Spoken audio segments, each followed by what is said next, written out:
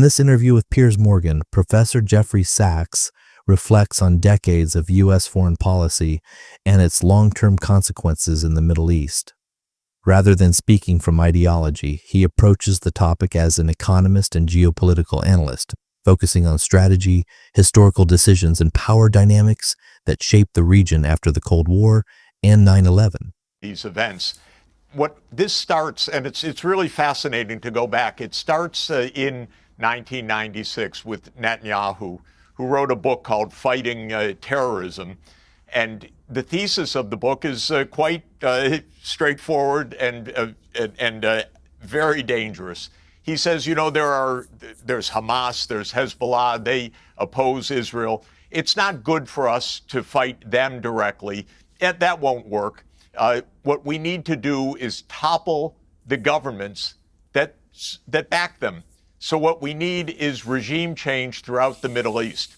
And he actually gave a long list of 7 countries that included Syria, Libya, Iraq, Iran, Somalia, Sudan, and Lebanon.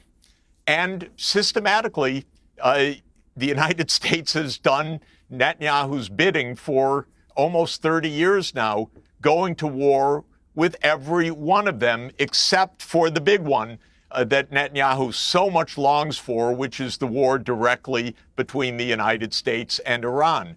But the U.S. went to war with Syria in 2011, secretly, of course. This was what's called Operation Timber Sycamore. It was Obama assigning the CIA to overthrow Assad.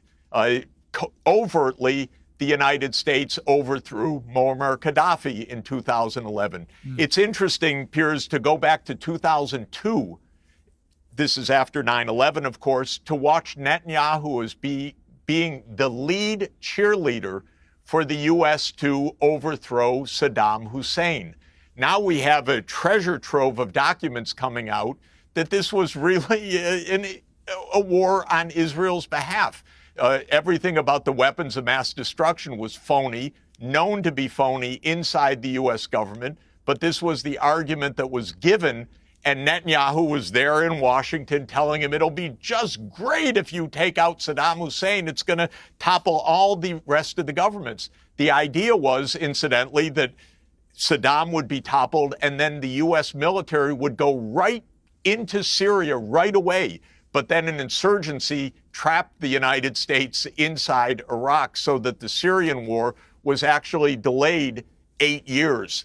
Sachs explains how certain strategic doctrines pushed the United States into a cycle of interventions across multiple countries. He describes how early policy shifts in the mid-1990s influenced Washington's approach to the Middle East, leading to military actions in nations such as Iraq, Libya, and Syria.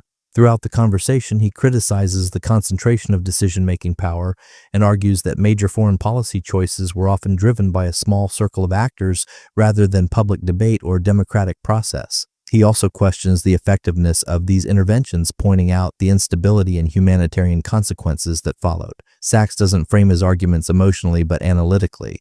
But what we're watching is this crazy Netanyahu idea of regional war so that Israel can have its greater Israel, as they call it. In other words, everything is to stop the Palestinian cause, and the U.S. keeps being involved in these wars. And there was Jake Sullivan again today explaining, terrorists, who cares about terrorists? We're toppling Assad. And this is again for the Israel lobby, basically. But look, you're blaming Israel for all of it, and fine, that's your view. Many people would say, no, it's I'm blaming Netanyahu in particular. Right, and that's very clear. But America, they would say, look, we've been actively engaged in a lot of regime change and attempted regime change in that region for a specific reason. These countries are being run by malevolent dictators who have a hatred of the United States, and it's in our self-interest, never mind anybody else's. I mean, could the two things be true at the same time? Yes, it suits Netanyahu and his bigger view of the region. I'm sure that's true. But it could also be absolutely in their belief, in America's interests, to do this? I mean, like, I don't agree with them, but could it be that that is a genuine belief on their part? I agree with you that it's absurd because what has it gotten us? $7 trillion of war spending, massive debts, and chaos throughout the Middle East, from Libya, Syria, Iraq, Lebanon. It's complete bloodbath for more than 25 years now. And so it doesn't accomplish anything.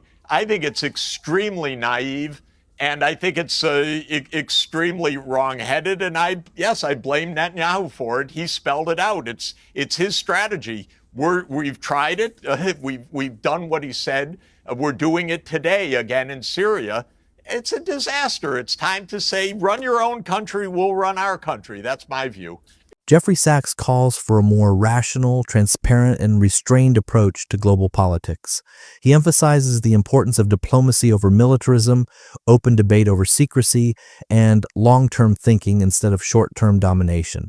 His message is clear. Without accountability, reflection, and change in approach, the same mistakes will continue to repeat themselves.